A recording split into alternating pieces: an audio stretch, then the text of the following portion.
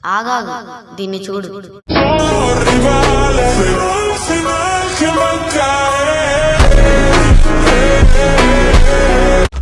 అక్కడెలా పెట్టావరా? దీన్ని ఎలా చేయాలో చెప్తాను కానీ అంతకన్నా ముందు ఈ వీడియోకి అయితే ఒక లైక్ చేసి అండ్ కొత్తగా వస్తే సబ్స్క్రైబ్ చేసుకోవడం అస్సలు మర్చిపోకు.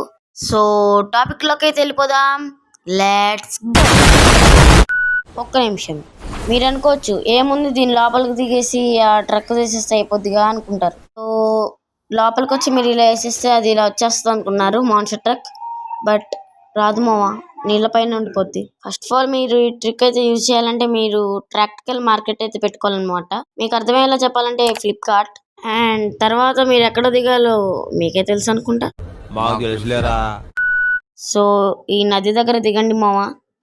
దిగి ఆ ఫ్లిప్కార్ట్ని అయితే ఓపెన్ చేసి ఆ ట్రక్ అయితే కొనండి. అండ్ కొన్నాక దాంట్లోకి ఇసిరేసి మీరు కూడా కింద దూకేయండి.